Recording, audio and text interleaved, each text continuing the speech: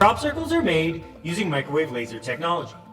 They use amplitude, phase, and polarity to intersect lasers at the node on the stalk of whatever medium it is that they're creating a crop circle in. They can control the direction of the failure of the node and thus control the direction that the stalk falls. This is amplified in the thorax of the recent spider circle. You are not allowed to know any of this. My mind was hacked by aliens. This is the truth, and it changes Everything. mind hacked. In order to understand this phenomena, you're going to need to understand light physics. And one of the best examples I found on the internet was by Grant Anderson. And he has a channel called 3 Blue, 1 Brown, where he breaks down physics using a program called Nano. And I'm going to let him explain light physics. Most of the light that you see is not a clean, pure sine wave. In particular, the white light coming from the sun is not a clean sine wave. It's something much messier, but it can be expressed as a sum of a bunch of clean sine waves, each one corresponding to a pure spectral color. Here's a really nice way to think about it. Imagine that first wave describes the y component of some rotating vector.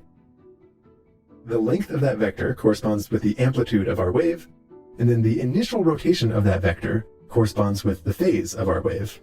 And then similarly think of that second wave as describing the y component of another rotating vector, where again the amplitude corresponds with the length of that vector, and the phase of the wave tells us the initial angle of that vector. Now to think about the sum of the two waves, just think about adding those two vectors tip to tail. And because they both have the same frequency, as both of them rotate, their sum kind of rotates in lockstep with them. So, if you want to think about the amplitude of a resulting wave, it comes down to the length of this vector sum, and similarly the phase corresponds to the angle of that vector sum. In some cases, this tells you things that you probably already knew, like if the two phases happen to be the same, then you get constructive interference and you have a bigger wave that results.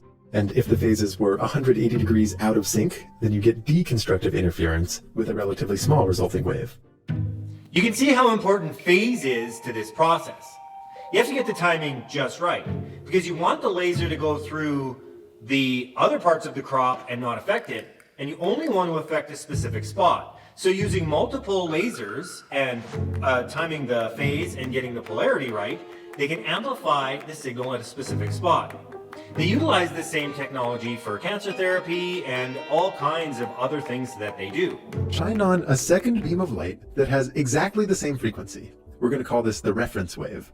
When the first beam is in sync with that reference wave, the two will constructively interfere, producing a wave that has twice the amplitude, so the film gets exposed a lot at that point. But if that first beam was shifted back half of a cycle, the two would now cancel out with each other, interfering destructively.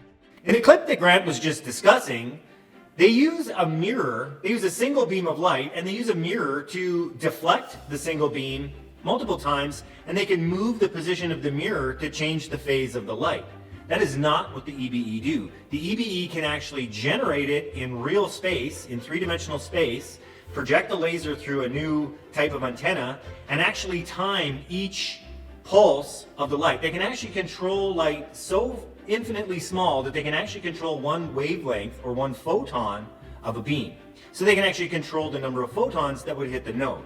So they know exactly how much light to give it so that it will microwave and fall over, but not too much as to damage the other crops around it or the other parts of the stalk. They use the same technology, as I mentioned earlier, with cancer treatments. And they have intersecting lasers that all intersect in the same part of their brain, and it allows them to do non-invasive surgery to destroy cancer cells. The only thing you have to do is be able to identify the cancer cell. And cancer cells, at some level, will reflect a different frequency of light than non-cancerous cells. And they use an AI algorithm to parse that out. Another really fun application of this technology would be to treat fat cells. Imagine if you could target the fat cells that you didn't want, and you could keep the fat cells that you did want. What would your body look like? Imagine that level of control. Imagine if you could create an avatar in a computer and design what you look like, and then the computer would then, through this technology, carve or mold your body to the shape that you wanted. I mean, it's really cool stuff.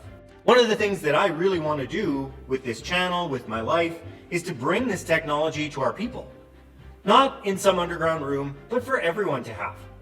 Hit the like button, leave me a comment down below if you want to know more about my story. There's lots of information on this channel. I also wrote a book, which there'll be a link in the description. Leave me questions. I want to know what you guys think. I want some feedback.